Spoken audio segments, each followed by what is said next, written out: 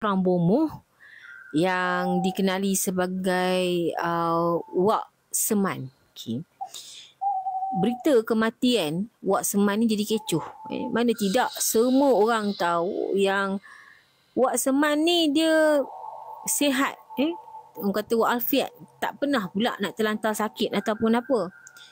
Tapi tiba-tiba meninggal dunia. Itu orang kata ajal tu kan. Okey, memang pelik dia kata. Lagipun pagi tadi dia kata elok aja Wak Seman ni pergi bersarapan dekat warung Cik Senah hujung kampung tu. Jadi itu yang membuatkan orang kampung ni tertanya-tanya. Jadi masa tu macam biasalah pelbagai andaian mula keluarlah. Kalau andaian elok tak apa, andaian yang kurang enak pula keluar bertiup kencang. Macam-macam versi cerita keluar.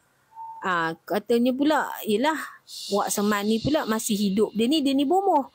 Cukup terkenal. Pendek kata nama Wak Seman ni orang kata sentiasa meniti di bibir ke bibir lah sebagai seorang bomoh.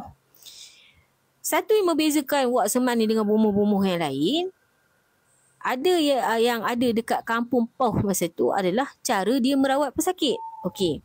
Yang mana Wak Seman ni dia tak guna langsung ayat-ayat suci Al-Quran, tapi mentera dengan jampi serapah yang tak ada siapa pun faham. Masa hayat dia, Wak Seman ni memang tak bercampur dengan masyarakat setempat.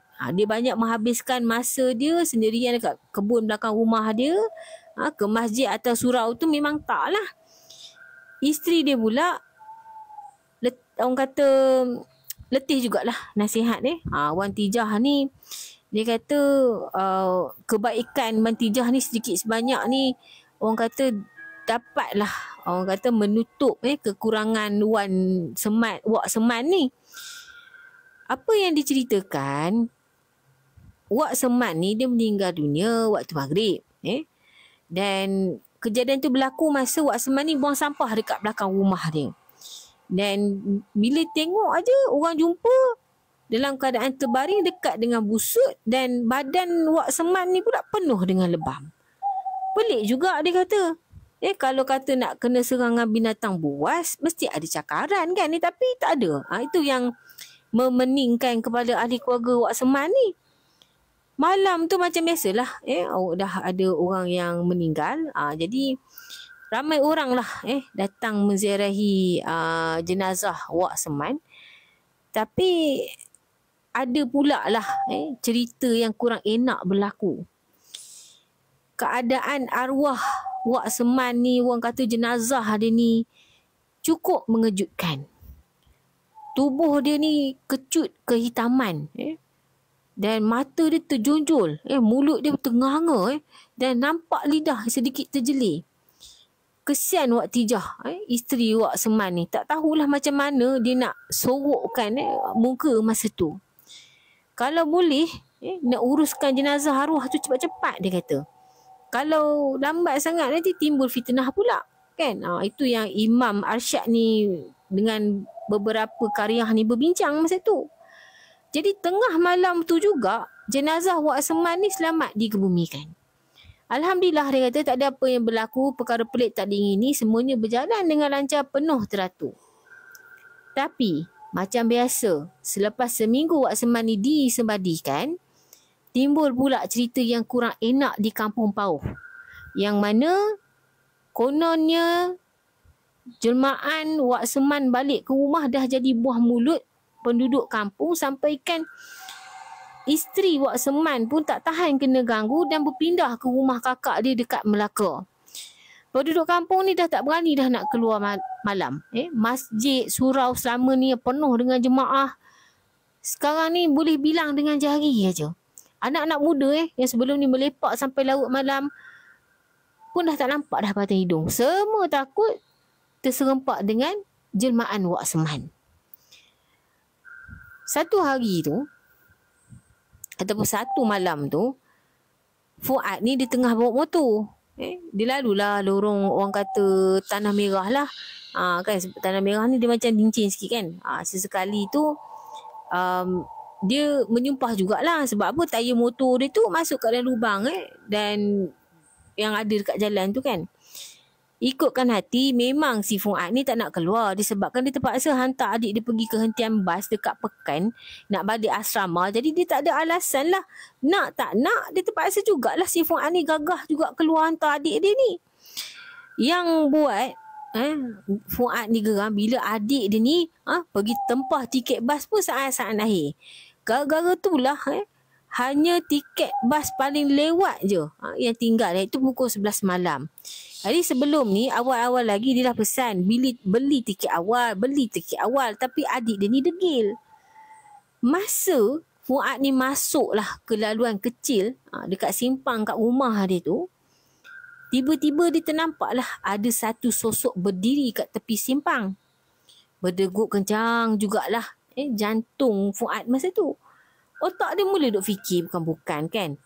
Dan bila dia sebaik aja Fuad ni menghampiri sosok tersebut, tiba-tiba Allahu Akbar, Allahu Akbar, jerit si Fuad ni sekuat hati. Tapi masa tu tanpa dia sedar, dia pulas minyak motosikal dia sekuat hati, dan lepas tu dia tak ingat apa-apa dah. Sedar-sedar dia terbaring kat rumah. Bila dia jaga, dia tengok ahli keluarga dia sekeliling dia. Jadi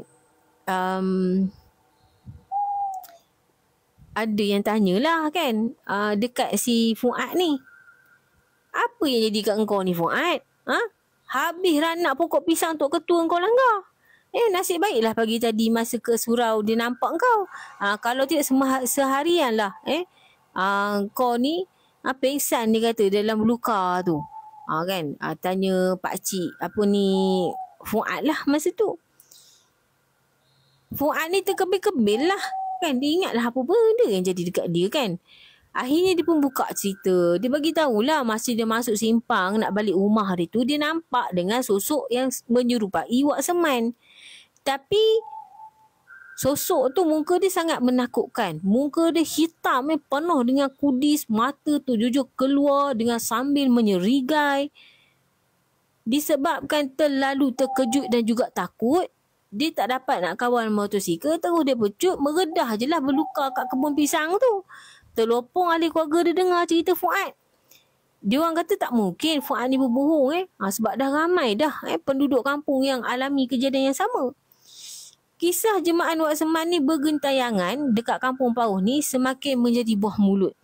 Dan yang paling menakutkan bila rumah Wak Seman yang kosong tu sentiasa bercahaya pada waktu malam, seolah-olah ada orang yang mendiami rumah tersebut. Selain daripada tu, adalah beberapa orang kampung yang nampak sosok Wak Seman ni yang sama macam Wak Seman ni berlega-lega dekat kawasan rumah masa waktu senja, rumah Wak Seman lah. Malah ada yang lebih menakutkan, ada yang nampak jelmaan Wak Seman ni seakan tengah berbual dengan seseorang. Jadi, diorang ni pun panggil lah beberapa orang ustaz untuk memulihkan keadaan kampung. Jadi, Imam Arsyad ni pun telefon lah Wan Tijah, iaitu isteri Wak Seman ni kan. Minta kebenaran lah nak periksa rumah arwah ni. Kod lah ada terdapat benda yang meragukan yang masih tak dibuang. Memang betul.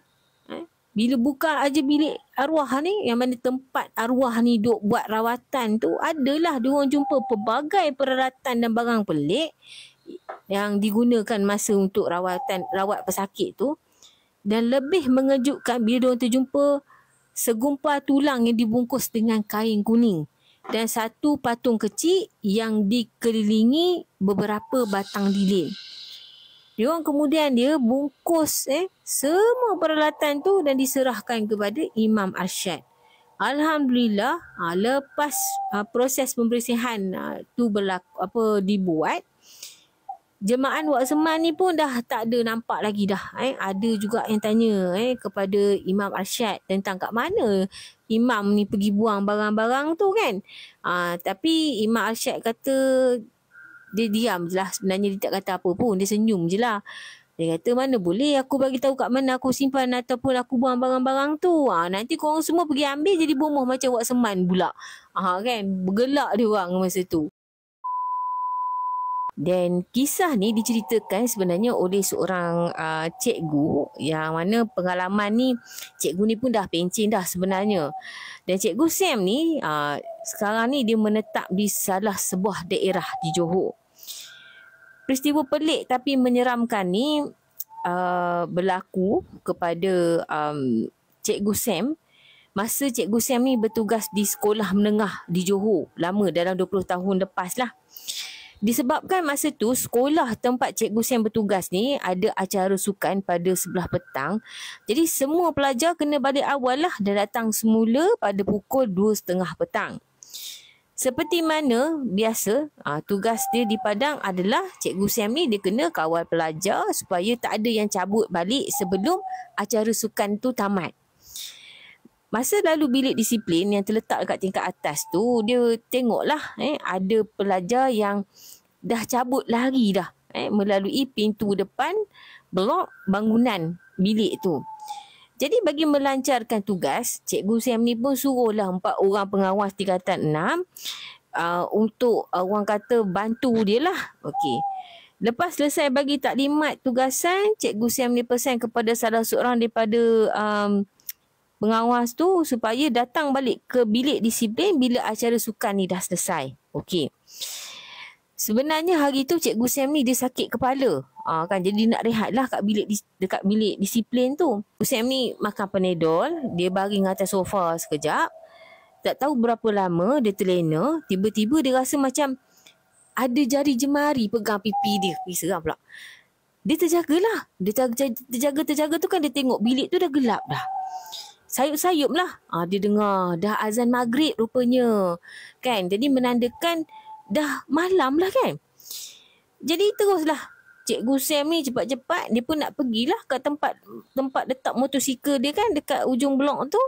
Dan masa tu Cikgu Sam ni nampak ada cleaner tengah sapu sampah dekat koridor. Jadi Sam ni cakap lah dekat dalam hati bila dia nampak, dia kata dah malam ni kenapa tak balik lagi. Sampai je dekat rumah, mandi, solat, Sam ni berehat sambil dia tengok TV. Memang rutin Cikgu Sam ni lah, dia akan tidur sampai tamat berita tengah malam. Tiba-tiba telefon isteri dia berbunyi. Jadi Sam pun tengok telefon dia, terbeliak biji mata dia bila dia nampak nama kat skrin telefon tu. Dan bertambah hairan bila sebenarnya telefon bimbit Cikgu Sam tertinggal dekat bilik disiplin.